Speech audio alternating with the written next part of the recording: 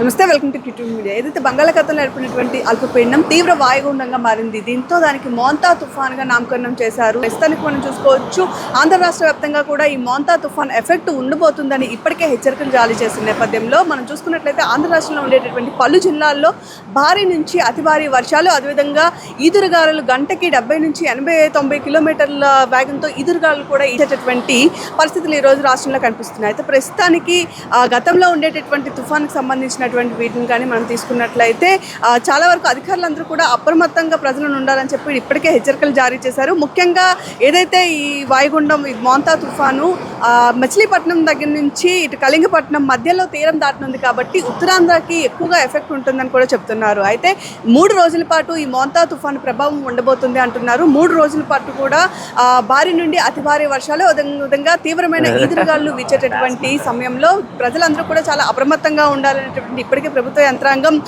హెచ్చరికలు జారీ చేసింది. ఇదే నేపథ్యంలో ఎవరు కూడా బయటకు రాకూడదు, అవసరమైతే తప్ప బయట తిరగకూడదని కూడా ఆదేశాలను జారీ చేసింది. ఇక కరెంట్ పోల్స్ కానివ్వండి, లేదా ఎక్కువగా చెట్లు ఉండేటటువంటి ప్రాంతాల్లో కూడా జనసంచారం ఉండకూడదు అని చెప్పి హెచ్చరికలను అయితే జారీ చేసింది. ఇదే నేపథ్యంలో మనం చూసుకోవచ్చు, ఏదైతే సముద్ర తీరం వద్ద ఉన్నామో, ఏదైతే ఈ మోంతా తుఫాన్ ఎఫెక్ట్తో అలలన్నీ కూడా ఎగసి పడుతున్నాయని చెప్పుకోవచ్చు. ప్రస్తుతానికి ఇక్కడ ఉండేటటువంటి మత్స్యకారులు కానివ్వండి, వాళ్ళందరికీ కూడా వేటకు వెళ్ళడం నిషేధం అని చెప్పి 3 రోజుల పాటు కూడా మత్స్యకారులందరూ కూడా ఇంటికే పరిమితం అవ్వాలని చెప్పారు. అయితే మనం చూసుకున్నట్లయితే ఈ మోంతా తుఫాను ఎఫెక్టు ముఖ్యంగా మచిలీపట్నం అండ్ కళింగపట్నం మధ్యలో తీరం దాటుతుంది కాబట్టి ఉత్తరాంధ్రకి ఎక్కువ ఎఫెక్ట్ ఉంటుంది. మరి ఇదే సమయంలో శ్రీకాకుళం జిల్లాకు మనం చూసుకున్నట్లయితే గతంలో కూడా చాలా వరకు శ్రీకాకుళం జిల్లాలో తుఫాన్కి ఎఫెక్ట్ అయినటువంటి ఛాన్సెస్ మనం ఎక్కువగా చూసాము. హుదూద్ కానివ్వండి, లేదా తిత్లీ కానివ్వండి, దీని ద్వారా తీర ప్రాంతాలన్నీ కూడా తీవ్రంగా నష్టపోయినటువంటి పరిస్థితుల్లో ఈరోజు మళ్ళీ మోంతా తుఫాన్ ఎఫెక్ట్ కూడా అదే విధంగా ఉంటుంది అని చెప్పడంతో చాలా వరకు ప్రజలందరూ కూడా తీవ్ర భయభ్రాంతులకు గురవుతున్నటువంటి పరిస్థితులు మనకు కనిపిస్తున్నాయి. ప్రస్తుతం మనతో పాటు కొంతమంది ఉన్నారు, ఒకసారి వారితో మాట్లాడదాం. అసలు ఎలాంటి హెచ్చరికలు జారీ చేశారు, ఎలాంటి జాగ్రత్తలు తీసుకోవాలి అంటున్నారు, అసలు ఈ తుఫాన్ వల్ల వాళ్ళు ఎలా ఎఫెక్ట్ అవుతున్నారు అనేటువంటి. సార్ చెప్పండి, మీ పేరు? కనుగొలవనపేట కనుగొల రాంబాబునండి. రాంబాబు గారు చెప్పండి, మోంతా తుఫాన్ అంటే గతంలో కూడా మన శ్రీకాకుళం జిల్లాకు సంబంధించి చాలా రకాలైనటువంటి తుఫాన్లను చూసాము, చాలా నష్టపోయారు కూడా రైతులు. సో ఈ తుఫాన్ సంబంధించి ఎలా ఉండదు? తొలి నష్టపోయామండి. అప్పుడు ప్రభుత్వం నుండి ఏమీ రుణమాఫీలు కానీ అలాంటివి ఏమీ ఇవ్వట్లేదు. ఇప్పుడు ఈ తుఫాను రైతులు చాలా నష్టపోవలసి వస్తుంది. కోతకొచ్చే టైము వరి పంట కోతకొచ్చే పంట కోతకొచ్చే టైంలోనే ఈ తుఫాను లేదండి మాకు ప్రజల్ని ఇబ్బంది పెట్టేస్తున్నాయి. ఈ రకంగా రైతుల్ని ఆదుకోవాలనేసి ప్రభుత్వాన్ని కోరుకుంటున్నాము. మత్స్యకారులకు వారం రోజులు బట్టి మత్స్యకారులు అలల తాకిడికి వేటకి వెళ్లకుండా, ఏమీ ఆశించకుండా ఇంట్లోనే ఉంటున్నారు. వాళ్ళకి ఏదైనా ఉపాధిగా చూపిస్తారనేసి ప్రభుత్వాన్ని కోరుకుంటున్నాం. చూస్తే మనం గతంలో కూడా మనకు చాలా పరిస్థితులు కనిపించాయి. మాట్లాడదాం. మీ పేరు? రెడ్డి ఆనంద్ గారు, మీరు చెప్పండి. ముఖ్యంగా ఈ తుఫాను ఉత్తరాంధ్ర మీద ఎక్కువ ఎఫెక్ట్ చూపించబోతుంది, ఎందుకంటే మచిలీపట్నం నుంచి కళింగపట్నం మధ్యలో తీరం దాటేటువంటి ఛాన్సెస్ ఉన్నాయి కాబట్టి 3 రోజుల పాటు కూడా తీవ్రంగా ఉంటుంది. దీనికి మోంతా తుఫాన్ అని చెప్తున్నారు. సో తుఫాన్ ఎఫెక్ట్ ఒకవేళ శ్రీకాకుళం జిల్లా మీద ఎక్కువ ఉంటే ఎలాంటి పరిస్థితులు రాబోతుంది? అంటే ఎక్కువగా ఇంతకుముందు కూడా తిత్లీ తుఫాను వల్ల చాలా వరకు కూడా శ్రీకాకుళం జిల్లా ఎక్కువగా ఇబ్బందికి గురైంది. మత్స్యకారులకు అయితే కానీ, లేదంటే రైతులకు సంబంధించి అన్ని విధాలకు కూడా తిత్లీ తుఫాను, హుదూద్ తుఫానుతో ఎక్కువ కూడా ప్రభావం అనేది శ్రీకాకుళం డిస్ట్రిక్ట్ పైన ఎక్కువగా భారం పడింది. సో అదేవిధంగా ఇప్పుడు కూడా ఈ తుఫాను వల్ల కూడా శ్రీకాకుళం జిల్లా మీద ఎక్కువగా పడే అవకాశం ఉందని చెప్పేసి అధికారులు కూడా చెప్పడం జరిగింది.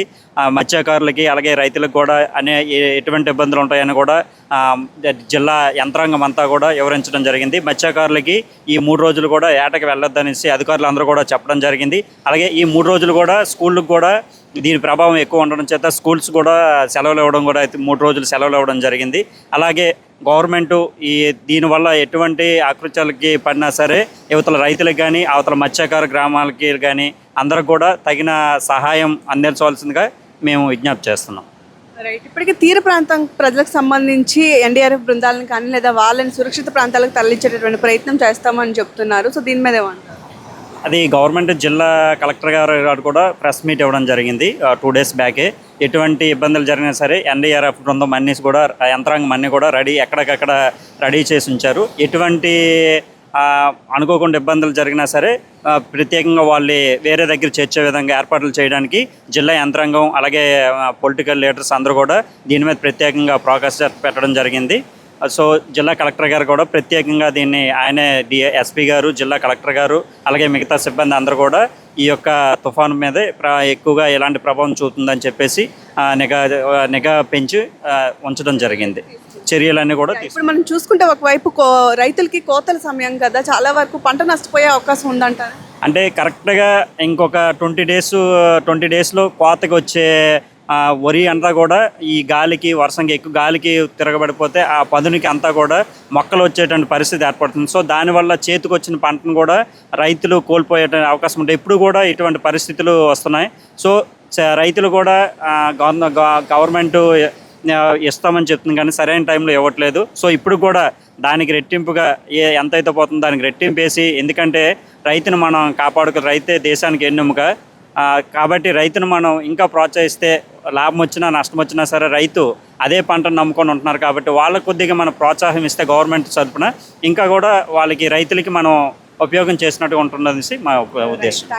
చూస్తున్నారు కదా, ఇక ఈ మోంతా తుఫాన్కి సంబంధించి ఇప్పటికే శ్రీకాకుళం జిల్లాకి సంబంధించి ఆంధ్ర రాష్ట్ర వ్యాప్తంగా కూడా ప్రతి జిల్లాకి ఒక స్పెషల్ ఆఫీసర్ని ఇవ్వడం జరిగింది. శ్రీకాకుళం జిల్లాకి సంబంధించి చక్రబాబు అనేటటువంటి ఒక స్పెషల్ ఆఫీసర్ని నియమించారు. ప్రస్తుతం ఆయన నేపథ్యంలో అటు జాయింట్ కలెక్టర్, అదేవిధంగా ఎస్పీ, జిల్లా ఎస్పీ, అదేవిధంగా చక్రధర్ బాబు వీళ్ళు ముగ్గురు కూడా సమన్వయంగా పనిచేస్తూ జిల్లాలో ఉండేటటువంటి అందరు అధికార యంత్రాంగాన్ని కూడా ఇప్పటికే అప్రమత్తం చేశారు. అయితే ప్రజలకు ప్రత్యేకించి రోడ్ల మీదకి రాకూడదు అని చెప్పారు. అదేవిధంగా తుఫానికి ఎదుర్కోవడానికి సిద్ధంగా ఉండాలని కూడా చెప్పారు. ఇదే నేపథ్యంలో ఎన్డీఆర్ఎఫ్ బృందాలను కానివ్వండి లేదా మిగతా వాటిని కూడా ఇప్పటికే ఏర్పాటు చేశామని చెప్తున్నారు. ఇక తీర ప్రాంతంలో ఉండేటటువంటి ప్రజలకు సంబంధించి ఇప్పటికే సురక్షిత ప్రాంతాలకి తరలించడం జరిగింది. ఎవరైతే మిగతా వాళ్ళు ఉన్నారో వాళ్ళకు కూడా ఎలాంటి ఇబ్బందులు కలగకుండా అన్ని రకాలైనటువంటి చర్యలు తీసుకుంటున్నామని చెప్తున్నారు. ఇక గర్భిణీ స్త్రీలు కానివ్వండి లేదా వృద్ధులకు కానివ్వండి, చిన్నపిల్లలు కానివ్వండి, వీళ్ళు ముఖ్యంగా అప్రమత్తంగా ఉండాలి అని చెప్తున్నారు. వీళ్ళకి సంబంధించి కూడా తగిన చర్యలు తీసుకుంటున్నామని చెప్తున్నారు. అయితే ఇంకొక వైపు మనం చూసుకున్నట్లయితే మొత్తానికి ఉత్తరాంధ్రకి సంబంధించి ఇది ఇంకొక పెద్ద ఎఫెక్ట్ అని చెప్పుకోవచ్చు. ఎందుకంటే కొన్ని రోజుల క్రితమే మనకి ఒరిస్సాలో ఉండేటటువంటి వర్షాల కారణంగా చాలా వరకు పంట రైతులు నష్టపోయారు. అక్కడ ఉండేటటువంటి వర్షాలకి ఇక్కడ డ్యాములు కూడా విడిచిపెట్టడం వల్ల చాలా వరకు రైతులు నష్టపోయారు. అయితే మళ్ళీ కొద్ది రోజుల్లోనే పంట చేతికొచ్చేటటువంటి సమయంలో ఏదైతే పంట సిద్ధంగా ఉందో ఈ నేపథ్యంలో తుఫాను ప్రభావం పంటల మీద అధికంగా ఉండబోతుంది. కాబట్టి చాలా వరకు రైతులు కూడా నష్టపోయేటటువంటి పరిస్థితి ఇప్పుడు మనకి రాష్ట్రంలో కనిపిస్తుంది.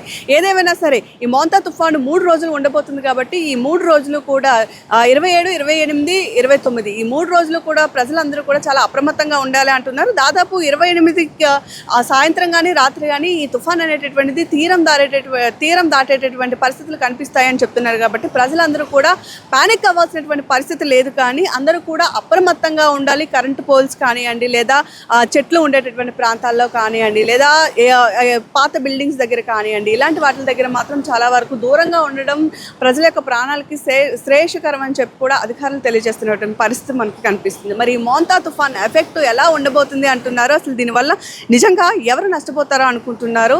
మీ అభిప్రాయాన్ని ఖచ్చితంగా కామెంట్ రూపంలో పోస్ట్ చేయండి. ఈ తుఫానికి సంబంధించి ప్రభుత్వం కూడా ఎలాంటి చర్యలు తీసుకుంటే బాగుంటుంది అనుకుంటున్నారు? మీ అభిప్రాయాన్ని తప్పనిసరిగా తెలియజేయండి. Keep watching our channel.